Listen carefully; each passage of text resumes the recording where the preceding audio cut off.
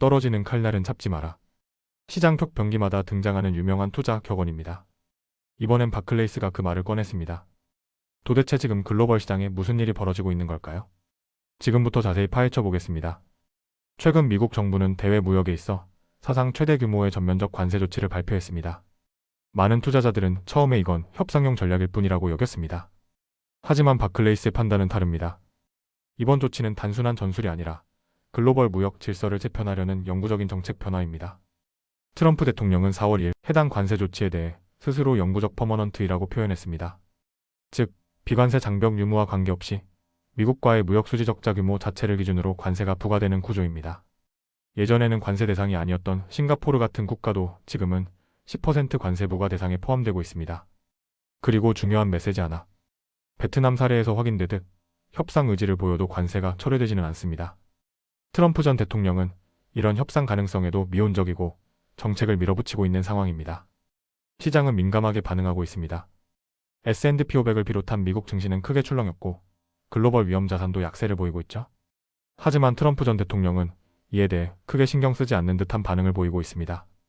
일부 공화당 상원 의원들, 특히 캐나다에 대한 관세에 반대 입장을 표명했지만 바클레이스는 단기적으로 정책 방향이 바뀔 가능성은 낮다고 분석했습니다. 이번 관세 조치는 미국뿐 아니라 유로존 경제에도 직접적인 타격을 주고 있습니다. 바클레이스는 다음과 같이 분석합니다. 미국의 수입 물가 상승분 중 50%에서 60%는 소비자 물가에 전가되고 나머지는 기업 이익률 하락과 경제 성장률 둔화로 이어진다. 이 시나리오에 따라 바클레이스는 다음과 같은 전망을 발표했습니다. 미국 2025년 성장률 전망 마이너스 0.1% 하향 조정. 실업률 전망치 4.7%까지 상승 예상. 유로존 성장률 마이너스 0.3% 하향 조정. 무역 충격이 전 세계로 퍼지고 있는 것입니다. S&P 500이 단기간 큰 폭 하락했지만 바클레이스는 5월 연준의 금리 인하 가능성은 낮다고 보고 있습니다. 이유는 명확합니다. 미국 가계의 중장기 5년에서 10년 기대 인플레이션이 빠르게 오르고 있기 때문입니다. 만약 향후 섭외에서 기대 인플레이션이 4.1%를 넘어서게 되면 연준은 이를 무시하기 어려워집니다. 즉, 지금 연준은 실물지표 악화와 인플레이션 기대 상승 사이에서 정책적으로 매우 제한적인 선택만 가능한 국면에 들어섰습니다.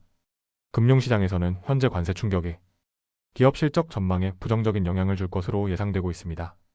특히 주목할 부분은 다음입니다. 유럽이 미국의 빅테크 기업에 대해 보복 관세나 규제 조치에 나설 가능성이 제기되고 있다는 점입니다.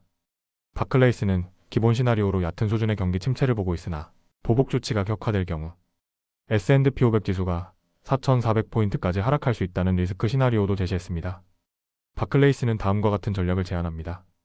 단기 낙폭 과대에 따른 기술적 반등 가능성은 존재하지만 이는 추세적 회복의 신호가 아니다. 따라서 단기 반등 시 위험자산 비중 축소 기회로 삼을 것, 주식보다 채권 중심의 보수적 포트폴리오를 유지할 것, 이러한 전략이 지금 시장에서는 가장 현실적이며 방어적인 접근입니다. 떨어지는 칼날은 잡지 마라. 바클레이스의 메시지는 분명합니다. 지금은 기대보다 리스크에 더 무게를 둬야 할 때입니다. 정책은 변하지 않고 있고 시장은 구조적으로 흔들리고 있습니다. 영상이 마음에 드셨다면 좋아요, 구독 부탁드립니다. 더 빠른 정보가 필요하시면 아래 텔레그램 채널에서 확인하세요.